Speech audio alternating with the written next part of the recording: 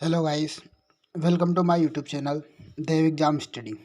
कल हमने air force XY group का इंग्लिश का एक प्रैक्टिस सेट कंप्लीट किया। आज हम नंबर 2 प्रैक्टिस सेट करेंगे। तो चलिए शुरू करते हैं। सबसे पहला क्वेश्चन है आइडेंटिफाई द इनकरेक्ट पार्ट, मतलब हमें इसमें एरर ढूंढना है। तो शुरू करते हैं, देखते हैं।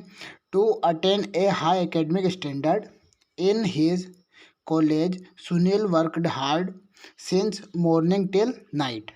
तो चलिए देखते हैं अब इसमें।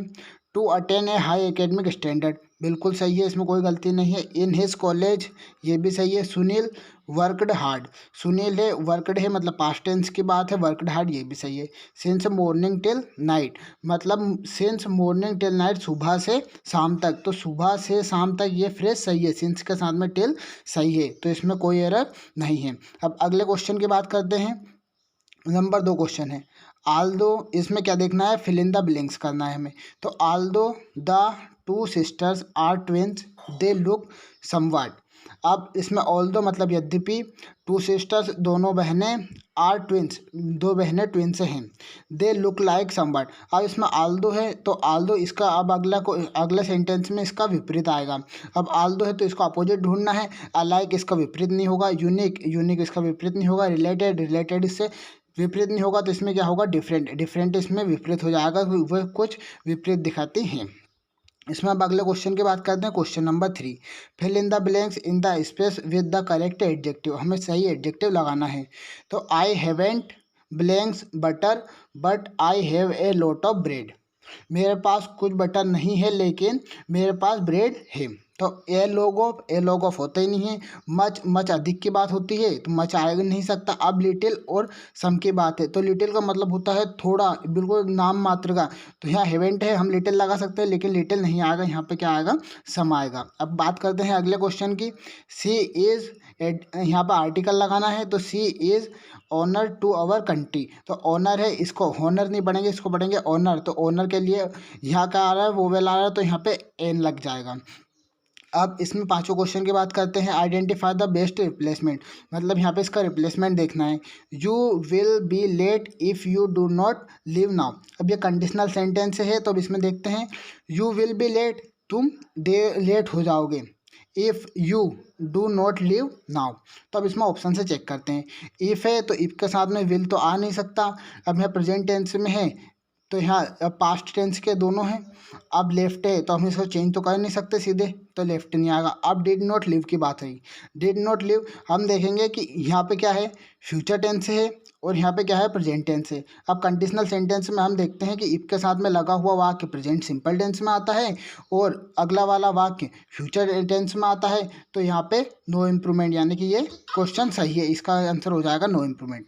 अब अगले क्वेश्चन की बात करते हैं कि to try to settle a dispute between two other parties, यहाँ पे वन वर्ड सब्स्टिट्यूशन देखना है। तो to try to settle a dispute between two other parties, मतलब दो पार्टियों के बीच में किसी झगड़े को शांत करने वाले को बोलते हैं मेडिएट, जो कि बीच में मध्यस्थ होता है। अब अगले दूसरे ऑप्शन की बात कर लेते हैं। तो मेडल, मेडल का मतलब हो जाएगा हमारे पास, मेडल का मतलब,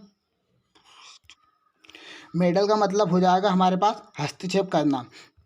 इसके बाद में अगले ऑप्शन की बात करते हैं। तो मेडिकेट, मेडिकेट बना है मेडिसिन से, तो मेडिकेट का मतलब हो जाएगा इलाज करना।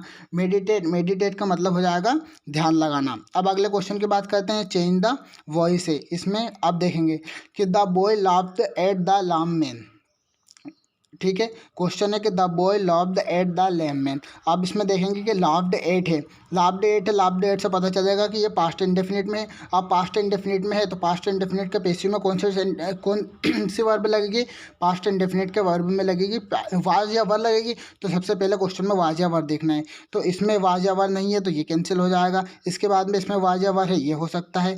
इसमें वाज वर नहीं है तो ये नहीं होगा। इसमें वाज वर है तो ये हो सकता है। अब इसके बाद में देखेंगे हम सबसे पहले सब्जेक्ट। तो सब्जेक्ट देखेंगे तो द लेमन है, दोनों में है। इसके बाद में हम देखेंगे लाफ्ड एट, लाफ्ड एट है तो अब देखेंगे लाफ्ड एट बाय और लाफ्ड बाय। तो लाफ्ड के साथ में एट लगाना जरूरी होता है क्योंकि लाफ्ड एट एक फिक्स प्रोपोजिशन है, तो इसमें लाफ्ड एट लगाना जरूरी होगा, तो हमारा आंसर हो जाएगा बी। अब इसके बाद में अगले सेंटेंस की बात करेंगे। इसमें हमें देखना है एंटोनियम। एंटोनियम देखना है तो बात करेंगे क्लुमनी। क्लुमनी का मतलब होता है चुगली करना। अब ऑप्शन देखते हैं। अपोलॉजी, अपोलॉजी का मतलब क्षमा याचना, तो ये नहीं होगा। इंजॉयमेंट, इंजॉयमेंट का मतलब आनंद लेना, ये भी नहीं हो सकता है। रिजर्वेशन, रिजर्वेशन का मतलब आरक्षण होगा। यूलॉजी, यूलॉजी मतलब प्रशंसा करना, तो इसका अपोजिट हो जाएगा चुगली का प्रशंसा करना, तो क्लुमनी का अपोजिट हो जाएगा बी यूलॉजी। अब बात करते हैं एलाक्रिटी। एलाक्रिटी, अब इसमें सिनोनिम ढूंढना है। सिनोनिम एलाक्रिटी, एलाक्रिटी का मतलब होता है उत्सुकता, किसी चीज़ की उत्सुकता करने की उत्सुकता। अब हेजिटेंटली, हेजिटेटिंगली का मतलब होगा इसमें हिचकिचाहट। अनविलिंगली, अनविलिंगली का मतलब होगा अनिच्छुक। लेजीनेस, लेजीनेस का मतलब होता है आलसीपन। और ईगरनेस, ईगरनेस का मतलब होता है आतुरता या उत्सुकता। तो एलाक्रिटी का हो जाएगा ईगरनेस, ईगरनेस मतलब उत्सुकता। अब क्वेश्चन नंबर 10 की बात करते हैं। द मॉनिटर, इसमें करेक्ट प्रपोजिशन लगानी है।